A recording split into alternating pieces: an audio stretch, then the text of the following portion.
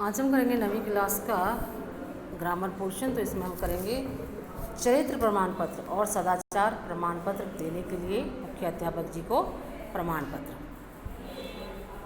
ठीक है, तो वही सेवा में श्रीमान मुख्य अध्यापक जी, आदर्श शिक्षक केंद्र हाई स्कूल बल्लभगढ़। श्रीमान जी, विनम्र निवेदन है कि मैंने आपके विद्यालय से 9वीं कक्षा की परीक्षा उत्तीर्ण की थी। मैं कक्षा में प्रथम श्रेणी रही थी। मेरे पिताजी का स्थानांतरण कैथल में हो गया है। मुझे वहीं नए स्कूल में दाखिला लेना है। अब स्कूल के नियमानुसार पिछले स्कूल द्वारा जारी किए गए चरित्र प्रमाण पत्र की भी आवेदन पत्र के साथ संलग्न करना होगा, तभी मुझे नए स्कूल में दाखिला मिलेगा। आदरणीय महोदय, मैं विद्यालय की हॉकी टीम की कप्तान रही हूँ। जो तुमने वहाँ पर जैसे वहाँ पर जिस टीम में जिस चीज़ में तुमने पार्टिसिपेट वो आ जाएगा यहाँ पर, तथा विद्यालय में होने वाली सांस्कृतिक गतिविधियों में बढ़ चढ़कर भाग लेती रही हूँ। मेरी आपसे प्रार्थना है कि इन गतिविधियों को उल्लेख करते हुए आप मुझे चरित्र प्रमाण पत्र एवं सदाचरण प्रमाण पत्र देने की कृपा करें। धन्यवाद। आपके आज्ञाकारी शिष्य। अपना नाम रोल नंबर लिखना है, खाली यहाँ पर नाम लिखना है और डेट डाल देनी है, कक्षा डालना है। ठीक है, नेक्स्ट करेंगे फिर विद्यार्थी और अनुशासन कैसे। ठीक है, उसमें पहले भूमिका में है कि विद्यार्थी के में कैसा होना चाहिए, क्या विद्यार्थियों का देश में क्या महत्व है, विद्यार्थियों का कैसे होने चाहिए, विद्यार्थी क्या करते हैं, वे विद्यार्थी जो हैं हमारे देश के भावी नेता बनेंगे, देश की बागडोर उनके थाम कर राष्ट्र का निर्माण करेंगे। समाज से देश की प्रगति इन्हीं पर निर्भर करती है। अतः विद्यार्थी का जीवन पूर्णतः अनुशासित होना चाहिए। वे जितने अनुशासित होंगे उतना ही अच्छा समाज और देश बनेगा। ये आएगा भूमिका में। फिर है अनुशासन का महत्व क्या है, कि जब तक विद्यार्थी अनुशासन में नहीं रहेगा तब तक वह अपने जीवन में उन्नति नहीं कर सकता, क्योंकि सभी कुछ अनुशासन के द्वारा ही होता है। अगर अनुशासन से हटकर कोई व्यक्ति जाता है तो वह क्या हो जाता है, दिशाहीन हो जाता है। ठीक है, तो नेक्स्ट पॉइंट है अनुशासन का महत्व। अनुशासन दो शब्दों से मिलाकर बना है, अनु और शासन। अनु का अर्थ है पीछे और शासन का अर्थ है आज्ञा। तो क्या है अनुशासन का? आज्ञा के पीछे चलना।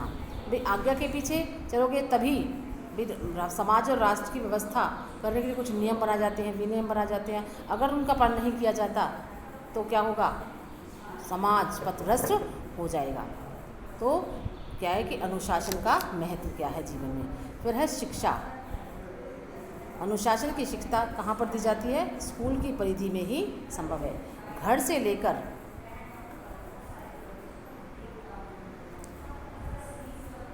स्कूल, खेल के मैदान, समाज के परकोटों तक में अनुशासन की शिक्षा ग्रहण की जा सकती है। अनुशासन प्रियता विद्यार्थी के जीवन को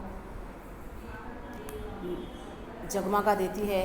विद्यार्थियों का कर्तव्य है कि उन्हें पढ़ने के समय पढ़ना, लिखने में हर काम जो है उसे समय के अनुसार करना चाहिए। ये नहीं कि भाई तुम खेल में लगे तो खेल में ही लगे रहो।